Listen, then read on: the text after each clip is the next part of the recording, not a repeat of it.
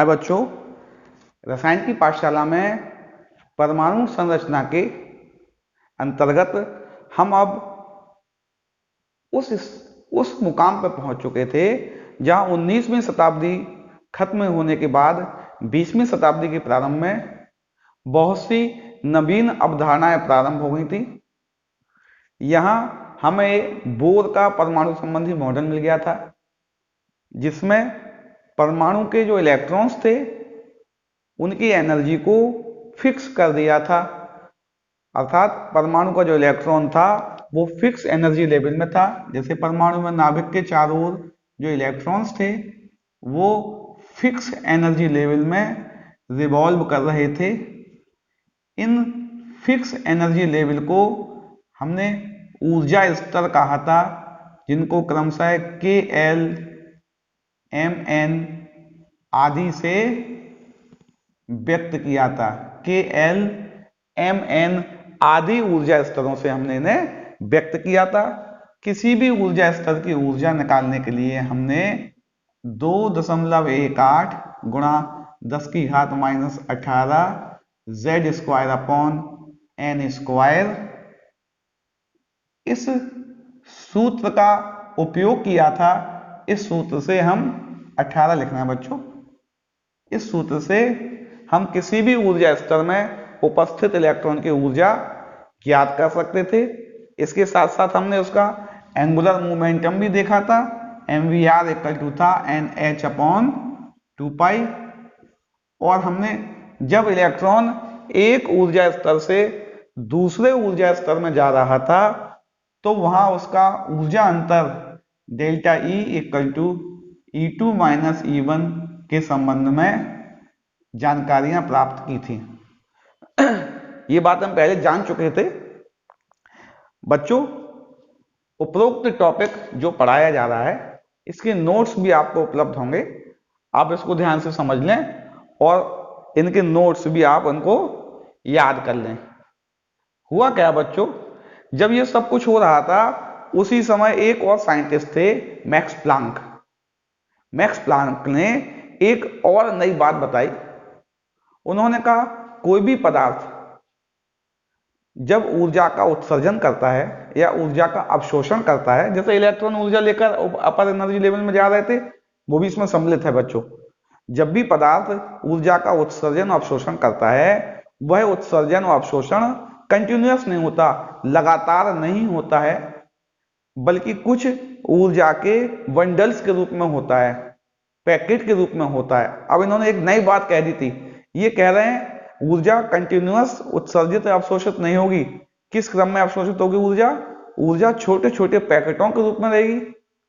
प्रत्येक पैकेट को एक क्वांटा कहेंगे और या एक फोटोन कहेंगे।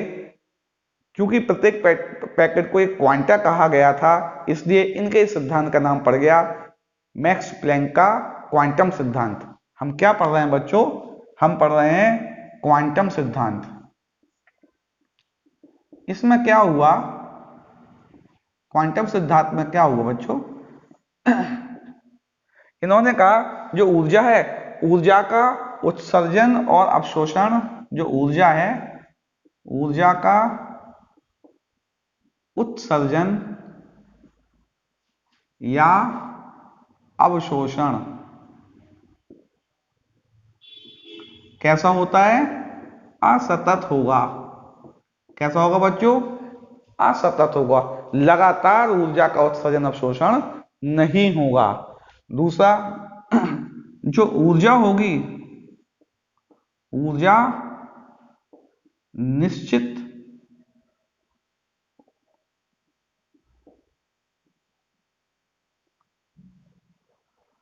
ऊर्जा का अवशोषण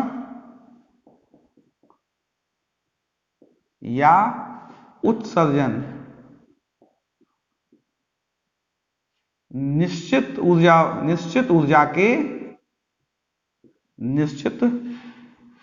ऊर्जा के पैकेटों के रूप में होगा। किसके रूप में होगा बच्चों? निश्चित ऊर्जा के पैकेटों के रूप में होगा। जब भी ऊर्जा उत्सर्जित होगी या ऊर्जा अवशोषित होगी, उसके साथ एक सर्टेन एनर्जी होगी। सभी तरह की ऊर्जाएं उत्सर्जित अवशोषित नहीं होंगी, निश्चित ऊर्जा के पैकेट्स होंगे, बंडल्स होंगे, उनके रूप में ऊर्जा अवशोषित होगी। प्रत्येक पैकेट को प्रत्येक उत्सर्जित या अवशोषित प्रत्येक उत्सर्जित या अवशोषित ऊर्जा का मान एक क्वांटा क्या कहलाएगा बच्चों, या एक फोटोन कहलाएगा। अर्थात ऊर्जा का उत्सर्जन और अवशोषण निश्चित ऊर्जा के कुछ पैकेटों के रूप में होगा। प्रत्येक पैकेट से संलग्न ऊर्जा एक क्वांटा या एक फोटोन कहलाएगी। अर्थात क्या हुआ बच्चों, महत्वपूर्ण बात, इन्होंने एनर्जी को क्वांटाइज कर दिया। अभी एनर्जी कंटिन्यूअस जा रही थी, लगातार एनर्जी जा रही थी, इन्होंने एनर्जी को क्वांटाइज कर दिया है, जो कि हमारे इसमें दिखता भी है बच्चों। इसकी एनर्जी भी क्वांटाइज है, यानी कि कोई भी इलेक्ट्रॉन जब यहां से यहां जाएगा, अगर इलेक्ट्रॉन पहले एनर्जी लेवल से दूसरे में जाएगा तो वो सर्टेन अमाउंट ऑफ एनर्जी देगा। वही बात ये भी कह रहे हैं, ये उससे छोटी बात है, ये सब के लिए हो गई है। हम अभी इलेक्ट्रॉन की बात करेंगे बच्चों। इलेक्ट्रॉन में भी क्या होगा, ऊर्जा का जो अवशोषण होगा वो निश्चित एनर्जी लेवल की ऊर्जा ही तो लेगा। वो बीच में तो कोई इलेक्ट्रॉन आ ही नहीं सकता था, तो वो इससे मैच भी कर रहा था। प्लैंक का क्वांटम सिद्धांत, इसको हम इसमें अप्लाई करेंगे, क्योंकि हम केमिस्ट्री का पार्ट है, ये फिजिक्स का पार्ट है, हम इसको केमिस्ट्री में करेंगे। अर्थात उन्होंने कहा प्रत्येक फोटोन की ऊर्जा जो होगी वो क्वांटाइज होगी, और वो कैसी होगी, या तो वो एच न्यू होगी। कितनी होगी बेटा, एच न्यू होगी, या 1h या 2h न्यू होगी, या 3h न्यू होगी। ऊर्जा जो होगी वो कैसी होगी, कुछ छोटे छोटे बंडल्स के रूप में होगी। उन बंडल्स को फोटोन की ऊर्जा कहते हैं। एक फोटोन की ऊर्जा उन्होंने एच न्यू बताई। कितनी होती है बच्चों, एक फोटोन की ऊर्जा एच न्यू होती है। तो ऊर्जा अब कैसी होगी बच्चों, एच न्यू होगी, 2h न्यू होगी, 3h न्यू होगी। इसी छोटे छोटे बंडल्स के रूप में हमारी एनर्जी उत्सर्जित भी होगी और अवशोषित भी होगी। इसके ऊर्जा के लिए उन्होंने कॉमन सूत्र दे दिया, अर्थात E equal to h nu. क्या कह दिया उन्होंने, E equal to h nu. किसी भी फोटोन से संलग्न ऊर्जा इस सूत्र से हम ज्ञात कर सकते हैं। इस सूत्र को बच्चों थोड़ा आगे भी लिख सकते हैं, हम इसको मिटा दें अभी। इस सूत्र को हम आगे भी लिख सकते हैं। क्या लिख सकते हैं बच्चों, हमने जान लिया था E equal to h nu, चूंकि हम जानते हैं न्यू इक्वल टू होता है C upon lambda, H C upon lambda.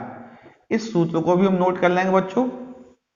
उपरोक्त सूत्र की सहायता से आइए हम कुछ प्रश्न दिए हुए हैं, इन प्रश्नों को हल करने का प्रयास करते हैं। बच्चों हमें यहाँ यह भी ध्यान रखना है, सामान्यतः क्या होता है, जब भी हम कोई गणनाएं करते हैं तो उनमें जो राशियां होती हैं उन राशियों के मानों में बहुत भ्रम की स्थिति आती है। हम आज से यह करेंगे, जो भी गणनाएं करेंगे वो MKS पद्धति में करेंगे। अर्थात जब लेंथ आएगी, लंबाई आएगी किसी चीज की, उसे मीटर में, और वेट को किलोग्राम में, और टाइम को सेकंड में मापकर गणनाएं करेंगे। चलिए प्रश्न करने का प्रयास करते हैं। इसको थोड़ा साइड में लिख लें। चलिए हम इस प्रश्न को हल करने का प्रयास करते हैं। प्रश्न दिया है, सोडियम लैंप द्वारा उत्सर्जित पीले प्रकाश की तरंगदैर्घ्य दे रखी है। अर्थात हमें लैम्डा का मान दे रखा है 580 नैनोमीटर। कितना दे रखा है बच्चों, 580 नैनोमीटर दे रखा है। हम फिर आपसे कह चुके हैं कि हमें इसमें MKS पद्धति में चेंज कर लेना है, अर्थात नैनोमीटर को मीटर में बदल देंगे, और मीटर में बदलने के लिए 10 की घात -9 का गुणा कर देंगे, 10 की घात -9। अब ये मीटर में हो गई है, हमारी तरंगदैर्घ्य कितनी हो गई है, मीटर में हो गई है। हमें क्या निकालना है, इसकी आवृत्ति निकालना है। और इसकी तरंग संख्या निकालना है। दो चीजें निकालनी थी हमें बच्चों। चलिए आवृत्ति निकालते हैं। हम जानते हैं न्यू इक्वल टू होता है सी अपॉन लैम्डा। आवृत्ति क्या होती है? Nu equal to c upon lambda. Value रख दें। सी होता है प्रकाश का वेग 3 गुणा 10 की घात 8 और इसका आएगा मान लैम्डा दिया है 580 गुणा 10 की घात -9। हल किया भाई। न्यू इक्वल टू ये तो हो गए। इसको यहां ले लो बेटा, थोड़ा सा इसके 4 जीरो यहां ले लो तो हो जाएगा। नहीं इसको 3 शून्य यहां ले लिए इसके हमने और 580 लिख दिया और यहां पे लिख दिया 10 की घात 5 बचा और 10 की घात 9 ऊपर पहुंच गया। 3 शून्य इसको यहां ले लिए, एक शून्य से शून्य काट दिया, यानी ये आ गया न्यू इक्वल टू आ गया 30/58 300/58 और 10 की घात 14 आ रहा है। इसको बच्चों आप सॉल्व कर लेना। जो आंसर आता है आपका वह आंसर मीटर में आ जाएगा। जो भी इसमें आंसर आता है उसे आप मीटर में लिख सकते हैं। क्या मैं सॉल्व करूं बच्चों? चलिए हमारे बच्चे होशियार हैं, वो कुछ सॉल्व करने का प्रयास करेंगे इसको। अगला प्रश्न देखते हैं। हाइड्रोजन परमाणु में जब इलेक्ट्रॉन n बराबर 2 से n बराबर 4 ऊर्जा स्तर पर आता है तो किस तरंगदैर्ध्य की प्रकाश की ऊर्जा उत्सर्जित करेगा? अर्थात जो हमारा इलेक्ट्रॉन था वो दूसरे से चौथे पे जा रहा है। किस पे जा रहा है बच्चों? दूसरे से। इलेक्ट्रॉन कहां जा रहा है? देखो लिखा है हाइड्रोजन परमाणु इलेक्ट्रॉन n2 से n2 से n4 पर आता है। अर्थात ये ऊर्जा स्तर बने हुए हैं अगर 1 2 3 4, ये नाभिक है। यहां से यहां जा रहा है इलेक्ट्रॉन। इस क्रम में कितनी ऊर्जा लगेगी? हम क्या करेंगे, n2 की ऊर्जा निकाल लेंगे, n4 की ऊर्जा निकाल लेंगे। दोनों ऊर्जाओं का अंतर जो आएगा डेल्टा ई जो आएगा उतनी ऊर्जा लगेगी। क्लियर है ना बच्चों? ऊर्जा कैसे निकालते हैं हम? किसी भी ऊर्जा स्तर की ऊर्जा का मान En इक्वल टू होता है 2.18 into 10⁻⁻18 z square upon n square. ये हम फॉर्मूला जानते ही हैं। वैल्यू रख देते हैं बच्चों। हमें निकालना E2 की ऊर्जा कितनी होगी बच्चों? 2.18 इंटू 10⁻⁻18। Z हाइड्रोजन है तो परमाणु क्रमांक 1 का स्क्वायर और दूसरा ऊर्जा स्तर है 2 का स्क्वायर, यानी इसका उत्तर हुआ 2.18 इंटू 10⁻⁻18 अपॉन 4। ये इसका आंसर वो बेटा है ना। सॉल्व कर लेंगे अभी हम आपको। E4 निकाला 2.18 इंटू 10⁻⁻18, हाइड्रोजन के लिए 1 का स्क्वायर, ऊर्जा स्तर 4 है तो 4 का स्क्वायर, यानी आया 2.18 इंटू 10⁻⁻18 अपॉन 16। अगर हम E4 माइनस E2 करेंगे तो हमारा डेल्टा ई का मान आ जाएगा। कैसे आ जाएगा बच्चों? डेल्टा ई का मान निकालने के लिए E4 में से E2 को हम माइनस कर देंगे। इसको भाग भी दे सकते हैं हम, भाग दे लें। अगर इसको हम भाग देंगे तो आंसर आएगा 4 पंच 20 और 4 चौक 16 और 4 चौक 16 तो 4 पंच 20 इंटू 10⁻⁻18। इसको ऐसे भी लिख सकते हैं, यहां लगाएंगे तो 10 का गुणा कर 10 का भाग दें तो यहां लिख सकते हैं 5.45 इंटू 10⁻⁻19। एनर्जी को हमने किस में लिया था बच्चों? जूल में लिया था। इसकी एनर्जी निकाल लें। इसमें 4 का भाग और दे दें, 4 एकम 4, एक बचा 4 3 12 4 इतना एप्रोक्स आएगा ये इंटू 10⁻⁻19 जूल। ये कितना हो गया बच्चों? E4 हो गया। हमें क्या करना है? डेल्टा ई निकालना है। अगर हमें डेल्टा ई इक्वल टू होता है E4 माइनस E1, क्या होगा? E4 माइनस E1 निकाल ले रहा बच्चों 1.34 इंटू 10⁻⁻19 -19 माइनस 5.45 इंटू 10⁻⁻19। सॉल्व किया, यहां सॉल्व कर लेता बच्चों। 5.45 और 1.34 घटाया 114। आंसर आया डेल्टा ई 4.11 इंटू 10⁻⁻19। ये डेल्टा ई का मान हमारा आ गया है। इस मान को बच्चों नोट कर लीजिए थोड़ा।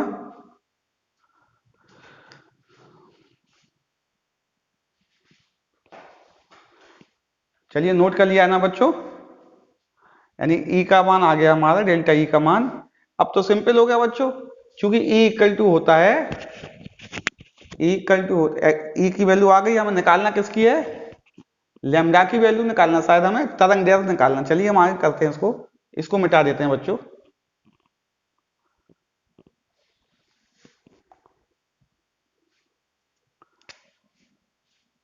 डेल्टा ई इक्वल टू होता है एच सी अपॉन लैम्डा। ये हम जानते हैं बेटा पहले से, क्योंकि हमें लैम्डा निकालना है ना हमें, तो लैम्डा इक्वल टू हो जाएगा H C upon delta E. इन सब की वैल्यू रख देते हैं हम। ये जूल आएगा, ये भी ध्यान रखना बेटा, मैं तो पहले बता चुका हूँ वैल्यू किस में आएगी। वैल्यू रखते हैं बेटा, इसकी एच की वैल्यू हमने लिख रखी थी 6.625 इंटू 10⁻⁻34। ये किस में है, जूल में है। प्रकाश का वेग कितना है, 3 इंटू 10⁸ मीटर प्रति सेकंड। इसकी वैल्यू कितनी आई है बच्चों, 4.11 इंटू 10⁻⁻19।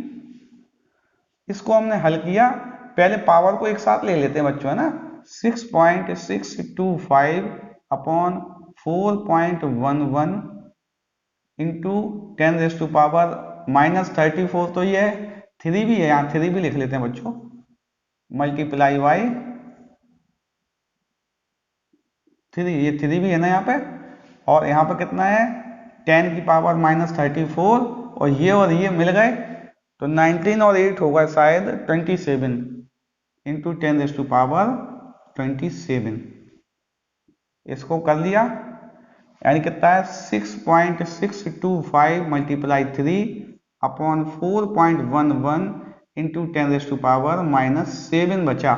इसको बच्चों आप सॉल्व कर लेना, जो आंसर आएगा वह मीटर में आ जाएगा आंसर। जो भी आंसर आएगा वो आंसर किस में आ जाएगा, इसका मीटर में आंसर आ जाएगा। आप समझ रहे ना बच्चों क्या किया था हमने। यदि दूसरे से चौथे पे गया तो कितनी ऊर्जा संलग्न किए होगा अपने साथ, इतनी ऊर्जा लेकर गया। इसके अलावा उस समय जो ऊर्जा, प्रकाश की तरंग दैर्घ्य क्या है, हमने तरंग दैर्घ्य निकाल दी, इसकी हमने, ठीक है ना बच्चों। अच्छा, एक प्रश्न और भी पूछा था उसमें, पहले प्रश्न में, कि तरंग संख्या क्या है, हम ध्यान नहीं दिया। तो तरंग संख्या जो होगी वो तरंग दैर्घ्य का व्युत्क्रम होगी। जो तरंग दैर्घ्य निकली है उसके 1 के बटे में कर देना, तरंग संख्या आ जाएगी आपकी। आइए हम तीसरा प्रश्न करते हैं। इसका जो क्वेश्चन नंबर 3 है वो हल करने का प्रयास करते हैं बच्चों। प्रश्न दिया है, हाइड्रोजन परमाणु की पहले कक्षक की ऊर्जा, ये लिखी हुई है, ये तो हम जानते भी हैं, वो लिखा है 2.18 × 10⁻⁻18। तो 5वें कक्षक से संबंधित ऊर्जा बताइए।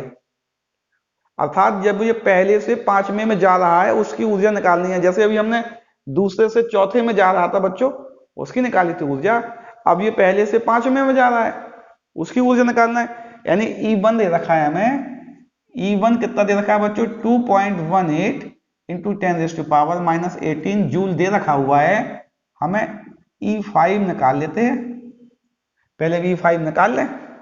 यहां तो इलेक्ट्रॉन है ही, इस ऊर्जा लेवल में तो इलेक्ट्रॉन था ही।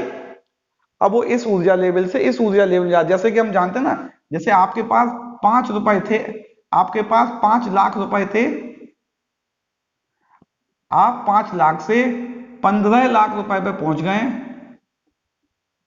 आपसे पूछा जाए आपने कितने पैसे कमाए, आप निकालोगे 15 लाख में से 5 घटा दोगे, 10 लाख रुपए कमाए आपने। बिल्कुल वही यहाँ पे हो रहा है। इलेक्ट्रॉन जो ऊर्जा लेवल में है उस लेवल की ऊर्जा ये वाली है। अब यहां से 5वें ऊर्जा लेवल में जा रहा है, हम 5वें ऊर्जा लेवल की ऊर्जा निकाल लेंगे, दोनों ऊर्जाओं का अंतर निकाल लेंगे, हमारा आंसर हो जाएगा कितनी ऊर्जा है। E5 निकालने के लिए क्या करेंगे, हम जानते हैं 2.18 इंटू 10⁻18 है बेटा, मैं गलत लिख रहा हूं ना, -18 10⁻18 Z² अपॉन N², फॉर्मूला है, यानी क्या हो गया 2.18 इंटू 10⁻18 Z यानी कि 1 का स्क्वायर और N यानी कि 5 का स्क्वायर, यानी आंसर हुआ 2.18 इंटू 10⁻18 अपॉन 25। इसको किया 0 आया, फिर 0 आया और अब 8 टाइम गया, फिर 7 टाइम गया। जब 8 टाइम जाएगा 200 आएगा, 18 बचेगा 180 हो जाएगा, 7 टाइम जाएगा इंटू 10⁻18। इसको सही करना तो आ जाएगा 8.7 इंटू 10⁻20। ये E5 आ गया। अब कितनी ऊर्जा लगेगी, हम कहेंगे E5 minus E1। E5 minus E1 की हम वैल्यू निकाल लेंगे। E1 हमें दे रखा है ये, E5 हमने ये वाला काउंट कर लिया है। उपरोक्त दोनों ऊर्जाओं का अंतर ज्ञात करके हम इस ऊर्जा का मान निकाल लेंगे। इस प्रश्न को आप खुद बेटा, बकाया प्रश्न में आपको सॉल्व किए हुए तो दूंगा ही दूंगा, उनमें से देख लेना, तो आप खुद भी सॉल्व करने का प्रयास करना है इनको बेटा, है ना। अगला प्रश्न दिया है बेटा, जो आज का अंतिम प्रश्न है आपके आज के कालांश का प्रश्न दिया हुआ है, हाइड्रोजन परमाणु में इलेक्ट्रॉन पहली कक्षा से 5वीं कक्षा तक जाने में लगी ऊर्जा, पहली से 5वीं में, तो यहां बता ही दिया था हमने, यानी E1 से E5 जो आएगा डेल्टा E वो हमें निकालना था, तो वो तो हमने इसमें निकाला बच्चों, ये आधा प्रश्न तो वही हो गया है, डेल्टा E निकालना है। अब जब मूल अवस्था में लौटता है तो इसमें किस तरंग दैर्ध्य का प्रकाश उत्सर्जित, ये और निकालना साथ में। क्या कर रहा हूं मैं, E1 से E5 पे गया, E1 से E5 पर जाने के लिए कितनी ऊर्जा की आवश्यकता पड़ेगी, ये निकालना है आपको। तो आप पिछले क्वेश्चन में हमने बताया ही था आपको, तीसरे में E1 आपका निकाल लीजिए, इसमें 1 रखना, इसमें 5 रखना, दोनों वैल्यू निकाल के इनका अंतर निकाल लेना। अगला प्रश्न क्या है, जब यह मूल अवस्था में आएगा तो जो ऊर्जा विकिरण के रूप में उत्सर्जित करेगा उसकी तरंग दैर्ध्य क्या होगी, तो हम जानते हैं डेल्टा E इक्वल टू क्या जानते हैं बेटा, hc अपॉन लैम्डा, और लैम्डा बराबर हो जाएगा hc बटे डेल्टा E। डेल्टा E की वैल्यू में मालूम ही हो गई है, प्लांक कांस्टेंट हम जानते हैं और स्पीड ऑफ लाइट भी हम जानते हैं। अब इन तीनों में उसका मान रखना, आंसर आ जाएगा। बच्चे आप स्वयं हल करने का प्रयास करेंगे तो ज्यादा परफेक्शन आएगा। मैं तो आपको बता ही दूंगा इन प्रश्नों को, क्योंकि पहले ही जैसे प्रश्न है, आप इनको खुद हल करने का प्रयास करेंगे। मैंने आपको तरीका बता दिया है, बिल्कुल सिंपल प्रश्न हो गए बच्चों। ज्यादातर प्रश्न कहाँ घूम रहे हैं, हम जान रहे हैं कि इलेक्ट्रॉन जब एनर्जी लेता है तो हायर एनर्जी लेवल में जाता है। किसी भी एनर्जी लेवल की एनर्जी निकालने के लिए यह सूत्र है। अगर वह एनर्जी जो हो रही है उसका जो वापस, जब एनर्जी वापस आ रही है तो वो बढ़ी हुई एनर्जी को विकिरण के रूप में उत्सर्जित कर रही है। उस विकिरण की संबंधित ऊर्जा को हम इससे भी निकाल सकते हैं, ये इक्वल टू h न्यू, ये प्लांक ने बताया था। और न्यू जो होता है वो c अपॉन लैम्डा के इक्वल होता है। उपरोक्त सूत्रों की सहायता से हम इस तरह के सारे आंतरिक प्रश्न आसानी से हल कर लेंगे बच्चों। मैं आशा कर रहा हूं ये प्रश्न समझ में आ रहे हैं। अगले कालांश में